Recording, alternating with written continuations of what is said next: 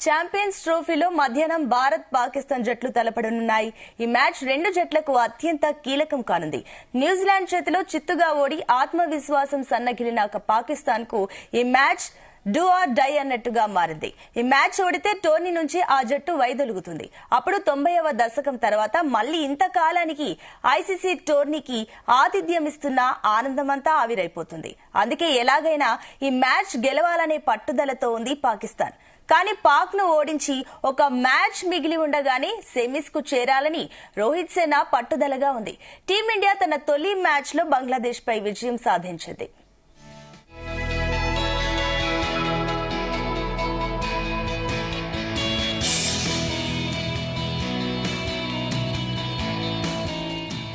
ఈ మ్యాచ్ లో అందరి కళ్ళు విరాట్ కోహ్లీ మీదే ఉన్నాయి. పాకిస్తాన్ పై విరాట్ కు గొప్ప రికార్డు ఉంది. అయితే ప్రస్తుతం విరాట్ కోహ్లీ స్థాయికి తగ్గ ప్రదర్శన చేయలేకపోతున్నాడు. తొలి మ్యాచ్ లో బలహీన పరుగులే చేసి అవుట్ అయ్యాడు. స్పిన్ ను అతను గతంలో మాదిరి ఆత్మవిశ్వాసంతో ఎదుర్కోలేకపోతున్నాడు.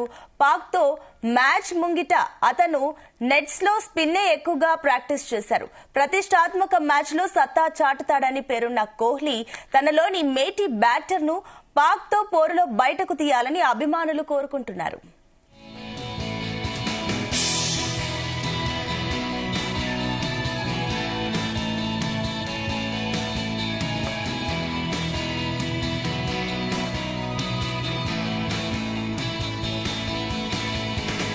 ఇక కెప్టెన్ రోహిత్ శర్మ తొలి మ్యాచ్ లో మంచి ఫామ్ లోనే కనిపించాడు.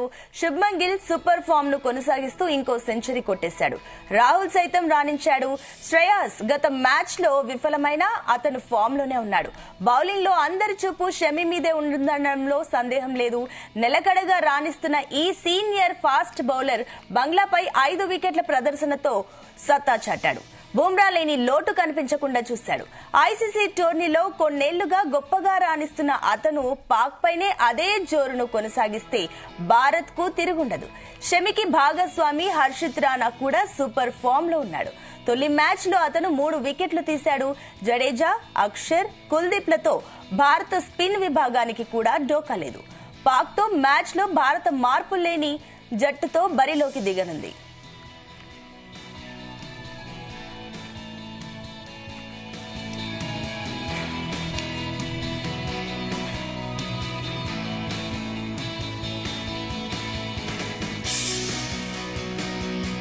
ఇక సొంత గడ్డపై తొలి మ్యాచ్ లో పాకిస్తాన్ అన్ని రకాలుగా తేలిపోయింది.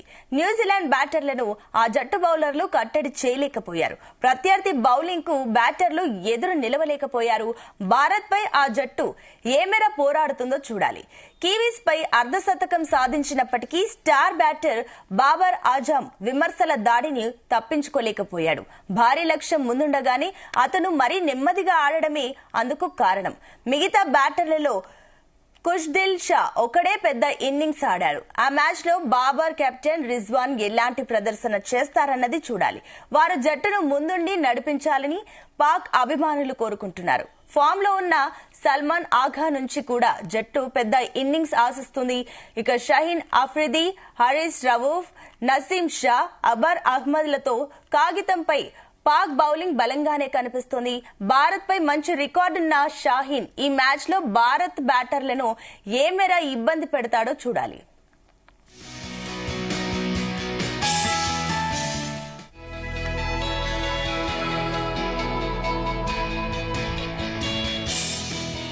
ఇక ఛాంపియన్స్ ట్రోఫీలో భారత్ మ్యాచ్లన్నింటికీ దుబాయే వేదిక. ఇక్కడి పిచ్ కొంచెం స్లోగా ఉంటుంది. రన్స్ చేయడం అంత తేలిక కాదని భారత్ బంగ్లాదేశ్ మ్యాచ్ లోనే అర్థమైంది. బంగ్లాదేశ్ ఇచ్చిన 229 రన్స్ చేజ్ చేసేందుకు భారత్ కూడా కష్టపడింది. ఆదివారం కూడా పిచ్ ఇంతకంటే భిన్నంగా ఉండకపోవచ్చు. 270 నుంచి 280 పరుగులు చేస్తే మ్యాచ్ గెలవచ్చు. బంగ్లాతో మ్యాచ్ లో టాస్ గెలిచి బౌలింగ్ ఎంచుకోవడం పొరపాటని భారత్ కు అర్థమయ్యే ఉంటుంది. ఇక పాక్ పై టాస్ గెలిస్తే మాత్రం బ్యాటింగే చేసే అవకాశం ఉంది.